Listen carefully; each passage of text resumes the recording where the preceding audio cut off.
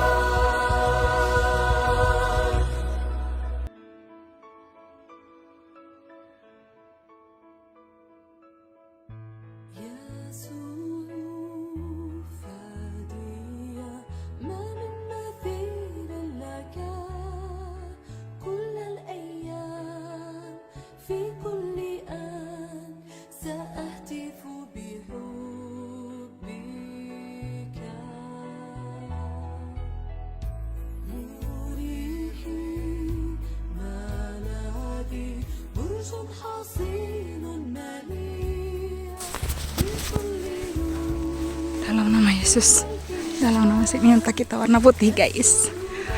Aduh, puji Tuhan luar biasa. Semua karena kebaikan Tuhan.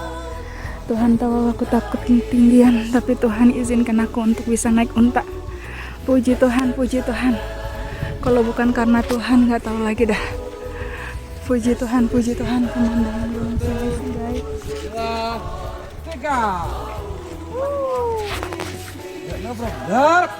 1, 2,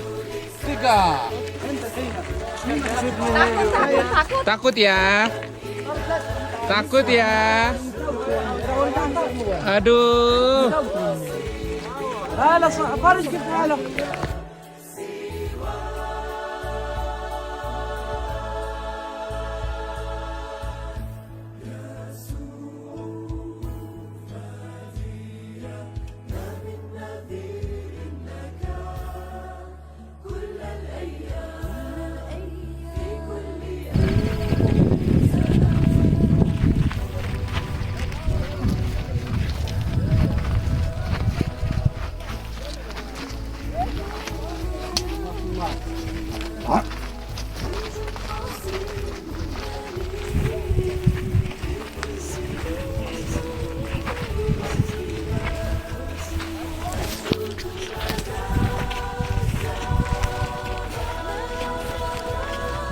Bulannya guys, ini sudah malam tapi masih terang. Puji Tuhan, puji Tuhan, puji Tuhan, puji Tuhan. Kita sudah malam di bawah, kami di atas. Luar biasa Tuhan baik,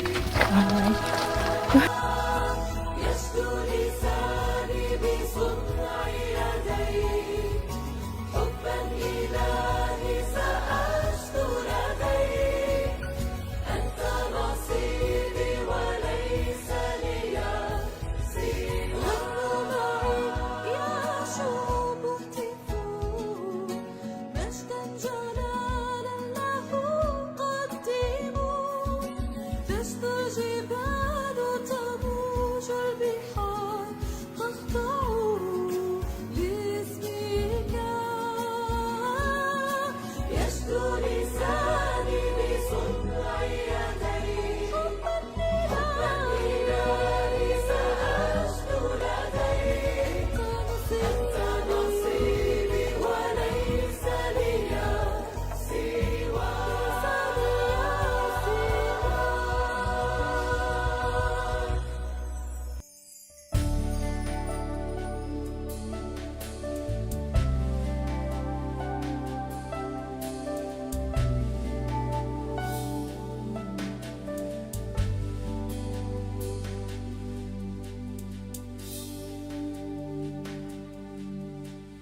Holong mina sungurungi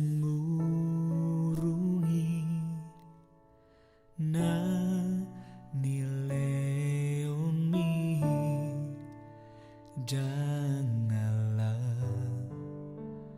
pangalahoku holan asi ni rohan sambi. Guys, ini sudah mulai gelap cuacanya. Ini sudah mulai malam di sini di Gunung Sinai. Luar biasa. Ini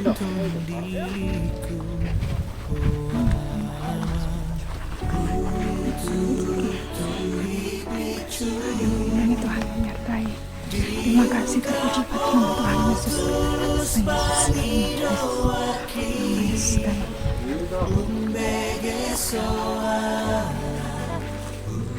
Ini bulannya, ini bulannya.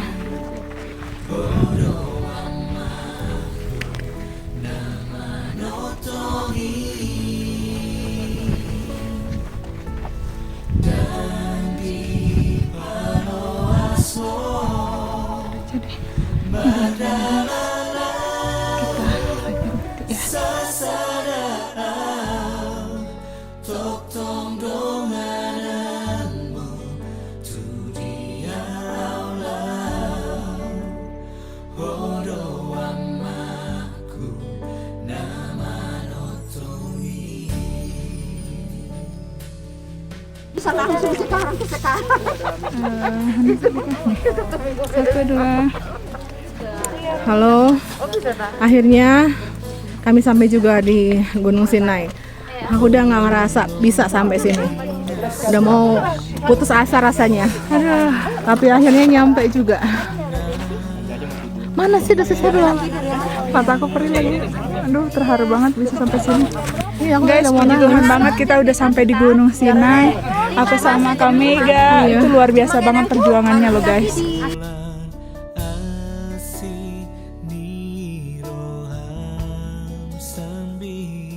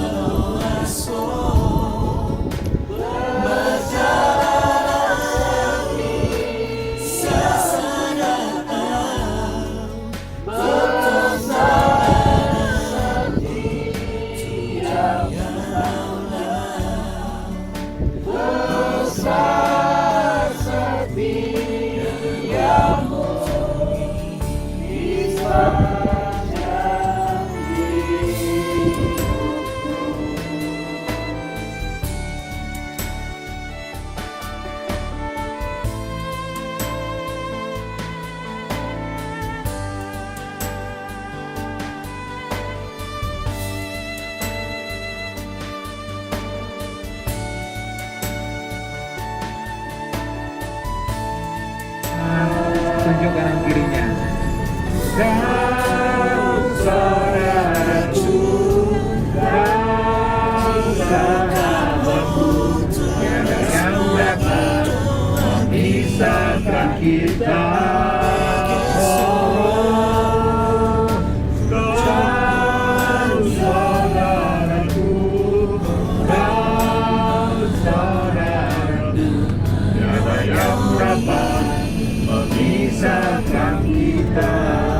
Itu ada sumur Bapak Ibu. Sampailah mereka ke Mara, M-A-R-A. Itulah sebabnya dinamai tempat ini Mara, karena air yang ada di sana itu pahit rasanya. Ya, lalu bersungut-sungutlah bangsa itu kepada Musa, kata mereka, apakah yang kami akan minum? Sampailah mereka ke Mara. Itulah sebabnya dinamai tempat ini Mara, karena air yang ada di sini pahit rasanya. Musa berseru-seru kepada Tuhan, dan Tuhan menunjukkan kepadanya sepotong kayu. Musa melemparkan potong kayu itu ke dalam air, maka air yang pahit sudah menjadi manis. Di sanalah diberikan Tuhan ketetapan-ketetapan dan peraturan-peraturan kepada mereka, dan di sanalah Tuhan mencoba mereka firman-Nya. Ya, jika kamu sungguh-sungguh mendengarkan suara Tuhan Allahmu dan melakukan apa yang benar di matanya, dan memasang telingamu kepada perintah-perintahnya, dan tetap mengikuti segala ketetapannya, maka aku tidak akan menimbahkan kepadamu penyakit manapun yang telah kutimbahkan kepada orang Mesir, sebab akulah Tuhan Allahmu yang membawa engkau keluar dari Mesir. Ya, ini ayat yang ada di dalam Keluaran pasal 15 ayat dari 22 sampai 27 di Mara dan di Elim, Bapak Ibu.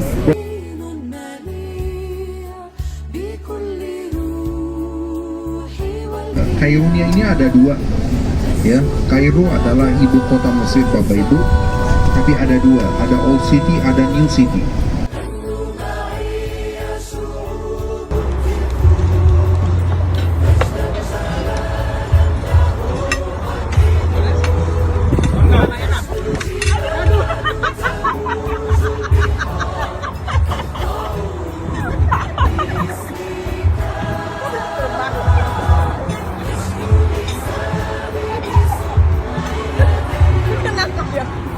Dulu gurunya berada di sana, dan gurunya sudah pindah dari ujung sana ke sini sejauh 3 km.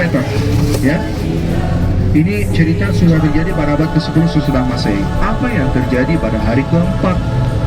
Ya, jadi ini Uskup Abraham sudah berjumpa dengan Simon. Semua yang Simon katakan, maka harus Uskup Abraham harus melakukan, ya kan? Makanya mereka sudah berkumpul. Ini daerah Bantar Gebang Kairo ini, sebelah kiri. Lihat, Lihat nggak? Wah itu. Jadi ada penghayatan lebih sekarang. Bagi yang belum pernah ke Bantar Gebang Jakarta, sekarang bisa hayati itu di Mesir. Say hi. Opung. Naik si bual-buali.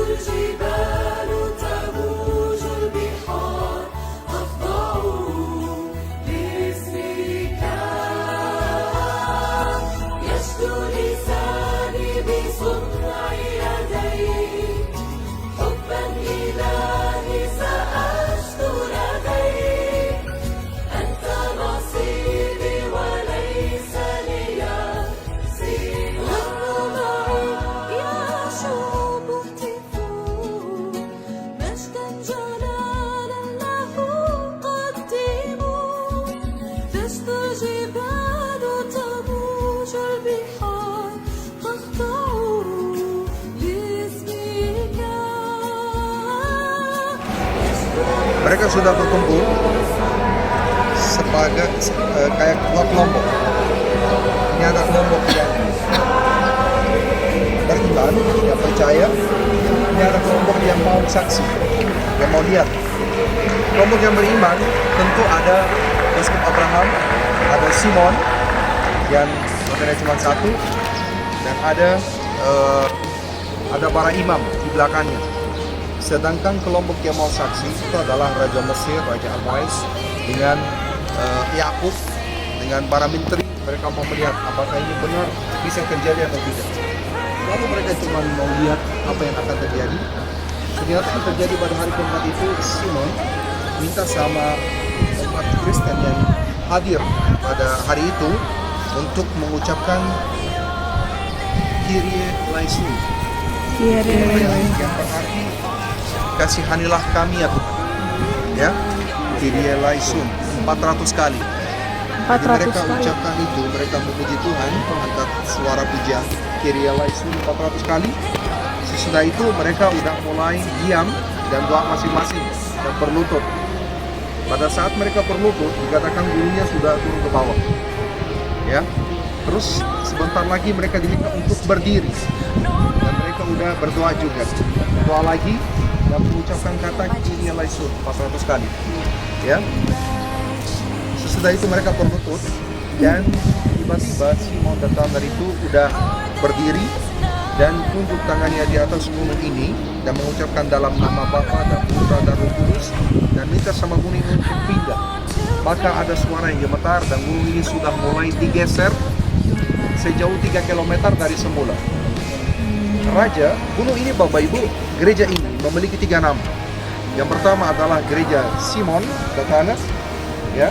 Simon Datana karena yang membuat keajaiban itu adalah Simon. Terus yang kedua itu namanya gereja sampah. Kenapa dinamai dengan nama gereja sampah? Jangan nanyain saya. Yang namanya gereja sampah itu adalah orang Indonesia sendiri. Jadi pada saat mereka baru pertama kali datang ke sini, mereka melihat gerejanya terletak di daerah tempat tinggal para pemungut sampah kayak Madura gitu. Jadi mereka menamainya gereja sampah. Terus nama yang ketiga itu gereja Al-Muqattam. Al-Muqattam, daerah ini dikenal dengan nama daerah Al-Muqattam dan ini dasarnya dari bahasa Inggris. Di cut off.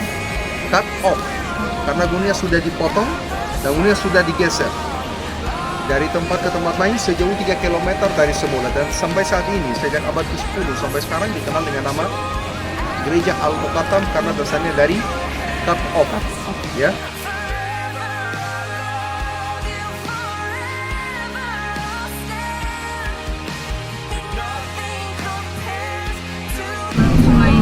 Ya. Bapak Ibu, airnya air tawar, Bapak Ibu bisa diminum ya. Dan kami di sini kayak orang Kalimantan, Bapak Ibu, di Banjarmasin kayak yang minum dari air sungai ini, pasti dia akan tetap punya kerinduan dan nostalgia untuk kembali ke Mesir. Dari tanaman papirus ini. Tadi tanaman ini bukan tanaman biasa, teman. Ini adalah tanaman suci waktu orang Mesir kuno. Kenapa suci? Karena dua alasan. Alasan yang pertama karena bunganya mirip sinar matahari. Ini simbol Amun-Ra, dewa matahari waktu orang Mesir kuno.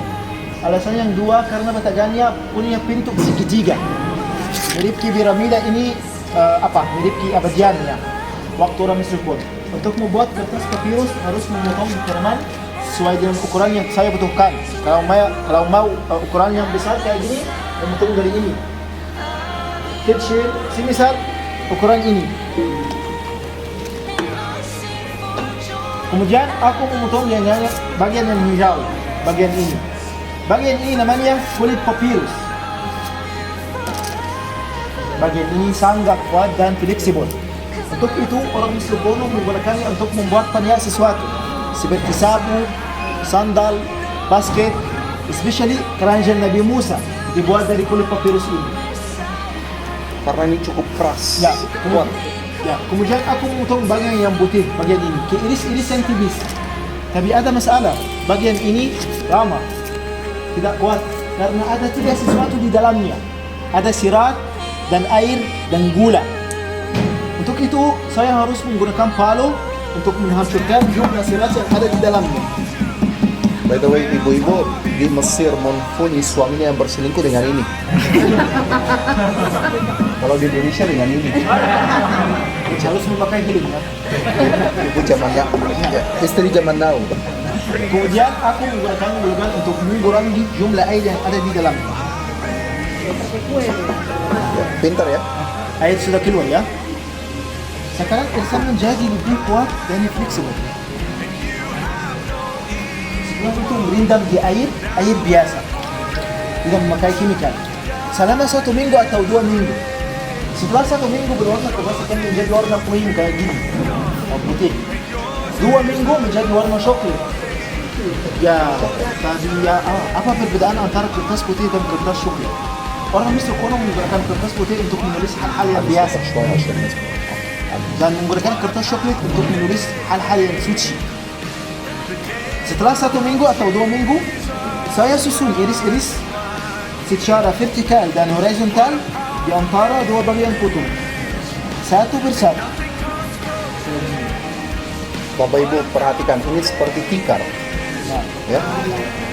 kenapa kita? Karena ini yang membuatnya sticky ya, sama-sama. Kayak gini, sampai terakhir ya. Jelas?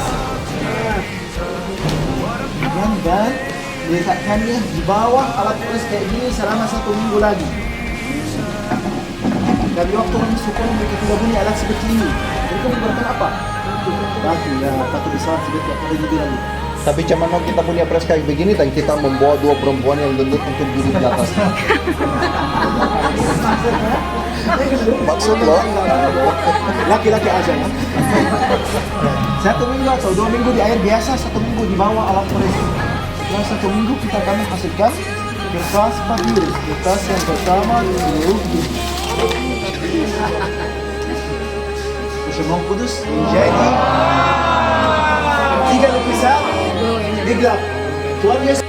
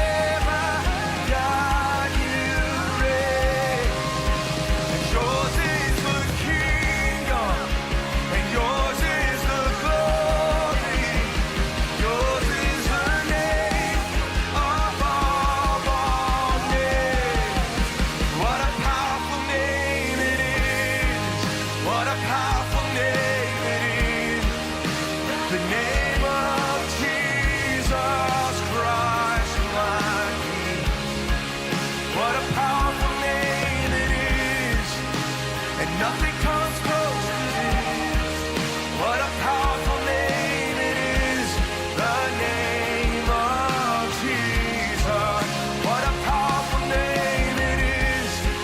menyanyi